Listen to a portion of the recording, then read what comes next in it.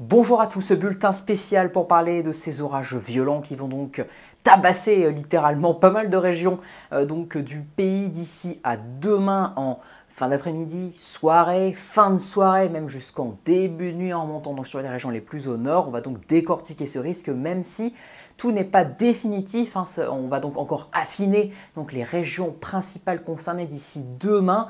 Donc demain pour les dernières heures, demain midi, dernier délai pour affiner la prévision, parce que là c'est pas du tout la prévision finale, il y a encore pas mal de décalage sur l'emplacement de ce risque, mais quoi qu'il en soit, pour les régions touchées, ça commence à ressortir et le risque est potentiellement très violent. On va donc surveiller deux paramètres de ces orages. Donc comme vous aurez peut-être pu le constater sur la miniature, le risque de grêle, de gros grêlons et de rafales de vent, ce seront les deux paramètres très violents donc qui seront le plus à prendre en compte. Alors quand on regarde la chronologie, donc là je vais utiliser le modèle AROM, j'en avais parlé hier, c'est donc le modèle, le meilleur modèle à MyFin pour la prévision d'orage, donc c'est ce que j'utilise aujourd'hui. Alors quand on regarde la carte sur la France à 18 h, on voit donc que les premiers orages vont donc commencer pour la partie ouest et sud de la Nouvelle-Aquitaine. Donc là c'est la prévision en moyenne pour 18 h. Donc là on va parler de la chronologie concrètement.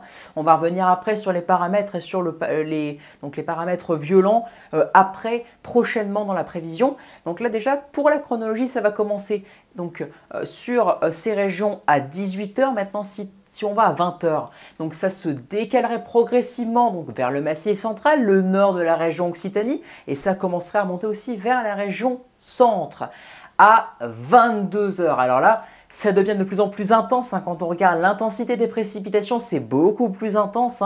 On pourra atteindre fréquemment des intensités de 30 à 50 mm par heure. Donc il suffit qu'il y ait une cellule particulièrement intense qui dure 1 heure et ça pourrait donc directement ruisseler et inonder. N'empêche, ça ne fera pas forcément mal à la nature en tant que telle, parce que s'il y a de l'eau, c'est bénéfique en soi, mais si ça arrive avec des quantités littéralement astronomiques, donc trop d'un coup, ça pourrait donc ruisseler et inonder. J'ai même envie de dire c'est plutôt contre-productif. Donc qu'il pleuve, c'est bien, mais avec de telles intensités, c'est pas parfait, c'est pas particulièrement bien.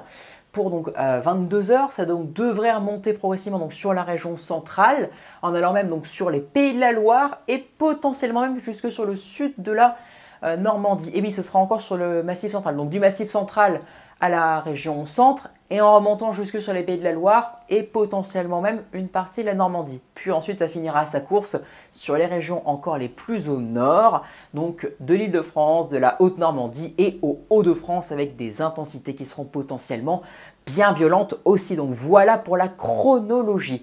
Maintenant, quand on regarde le principal facteur, le principal paramètre à surveiller, donc les rafales de vent, là quand on regarde, c'est concrètement la carte d'Arome, le run le plus récent, si je puis dire, en tout cas à l'heure où je fais mon point. Donc ça va concrètement du sud-ouest aux régions centre. Alors vers l'Île-de-France, la Normandie, les Hauts-de-France, il anticipe peut-être un peu mal les rafales de vent parce que il ne voit pas grand-chose et je trouve ça quand même assez étonnant malgré tout parce que je ne vois pas les orages tout à coup s'atténuer, voire même mourir. Au contraire, il voit donc une intensification des orages en allant vers la Haute-Normandie, l'Île-de-France et le sud des Hauts-de-France avant de se réatténuer en allant vers l'extrême nord du pays et même une partie ouest de la Belgique, mais surtout l'extrême nord du pays. Donc je ne pense pas que les rafales de vent vont tout à coup disparaître. Je pense donc très honnêtement que le modèle AROM sous-estime les rafales de vent au nord, mais quoi qu'il en soit, si vous voulez avoir un ordre d'idée des rafales qui vous attendent sous ces orages particulièrement violents, regardez cette carte concrètement, on a fréquemment des 90 à 110 km/h, mais localement. Alors, je dis localement, mais pas forcément localement, parce que ça s'étend sur pas mal en fait, de régions, ces petites cellules très particulièrement virulentes, bien violentes. J'ai même envie de dire, on va fréquemment, je peux élargir la fourchette de 90 à 120 km/h et localement 130 à 150 km/h. Très localement, on atteint un peu plus, mais bon, pour l'instant, je vais faire une fourchette large, mais je ne vais pas aller trop loin dans les valeurs. On va dire localement 130 à 150 km/h, ce qui est déjà particulièrement violent. 150, je vous rappelle, c'est le seuil de l'extrême, donc on ne devrait pas atteindre, sauf très localement, mais ça n'est pas pris en compte dans la prévision globale, mais de manière générale, on devrait atteindre le violent et même aller sur du très violent, s'approchant même de l'extrême. Donc ce serait fréquemment en fait la partie centre-ouest dans les terres et la partie centre, voilà, un bon quart centre du pays qui serait touché par ces violentes rafales, et aussi donc le sud-ouest. Et je pense aussi donc que l'Île-de-France, la Haute-Normandie et les Hauts-de-France auront aussi des rafales violentes. Alors peut-être pas autant que ce qui est prévu entre le sud-ouest et le centre du pays, mais je pense qu'on devrait être à minima sur du fort, donc des rafales de l'ordre de 90 à 110 km/h et peut-être localement du violent. Voilà, alors je ne dis pas que le modèle Arome ne voit aucune rafale pour ces trois régions, donc Normandie, Île-de-France, Hauts-de-France, mais je dis qu'il sous-estime et qu'en allant vers la Haute-Normandie, le sud des Hauts-de-France par exemple, il ne voit pas grand-chose, alors que cela devrait être bien plus virulent, hein, surtout au vu des précipitations, parce qu'il réactive les cellules très nettement, hein, voilà, entre 22 et 23 heures a priori d'après Arome, en allant donc vers la Haute-Normandie et les Hauts-de-France, le sud des Hauts-de-France. Voilà, et aussi le nord de l'Île-de-France par ailleurs. Alors maintenant, quand on a vu les rafales de vent, on peut donc aussi, et la chronologie, hein, maintenant que vous savez, on peut donc aller voir les sommets nuageux. Alors regardez la carte par exemple pour le début de soirée concrètement, on voit donc que pour le sud, entre l'Occitanie et le nord de l'Occitanie et le Massif central, les sommets nuageux atteignent moins 60, moins 62 degrés et potentiellement même localement moins 65 degrés. Donc ça, c'est des sommets nuageux qui atteignent potentiellement, en général, d'après la prévision, 11 à 12 km, ce qui est particulièrement haut, hein, d'accord. Ça montre, j'ai envie de dire, le potentiel de grêle en dessous de ces cellules, hein, parce que oui, concrètement, et aussi, je vous montre donc en fin de soirée les sommets nuageux pour le nord, c'est à peu près pareil, donc des cumulonimbus qui pourraient atteindre des sommets à 11-12 km, donc ce qui est particulièrement énorme. Et donc de ce fait, le risque de grêle est à son comble, hein, sous ces cellules. Le risque de grêle est particulièrement imposant, il faut le dire.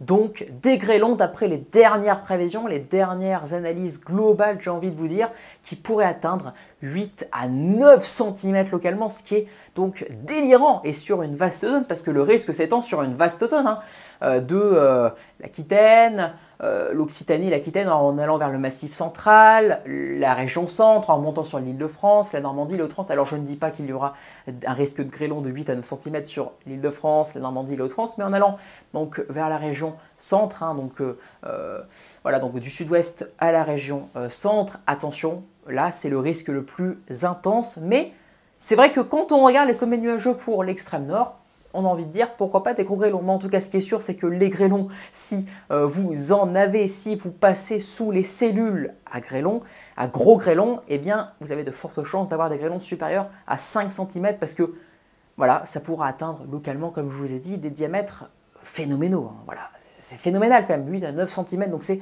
particulièrement intense et destructeur. Donc, essayez de vous préparer un minimum en amont pour les régions donc concernées et citées. Puis de toute façon, il y aura une carte de vigilance Météo France pour savoir si votre département est touché. Kéronos aussi, pour voir un peu le zonage, pour savoir si votre département est dedans ou pas, donc s'il faut s'inquiéter ou pas. Et je vous inviterai à aller les voir. Mais en attendant, vous avez donc l'analyse que je vous propose via les modèles météorologiques.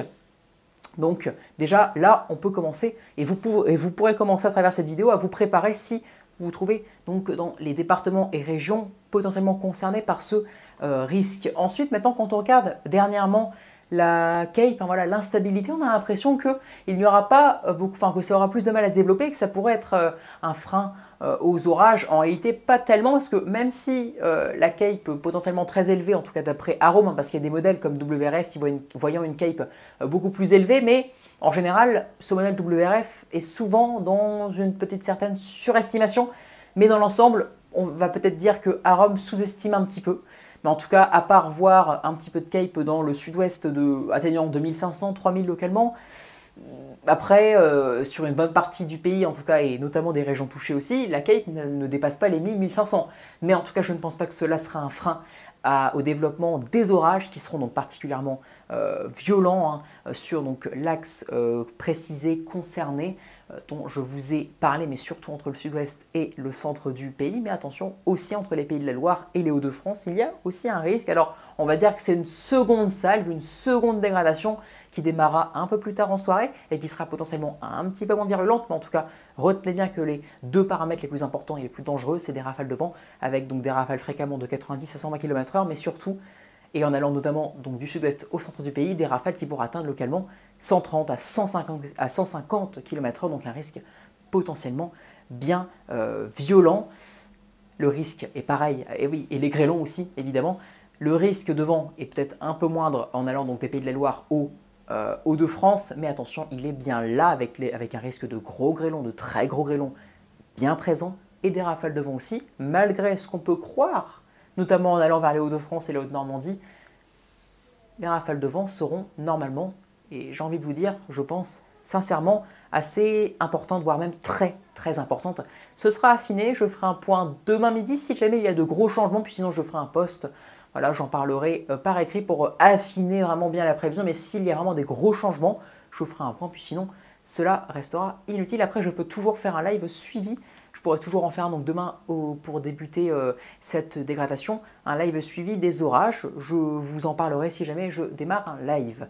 Allez, donc j'espère que ce point vous aura plu. N'hésitez pas donc à liker cette vidéo, à vous abonner pour me rejoindre dans l'aventure météorologique, des points, voilà, des analyses météorologiques et des vidéos sur le terrain si j'en ai, à commenter si vous avez des questions ou des infos à me transmettre et surtout à partager la vidéo le plus possible.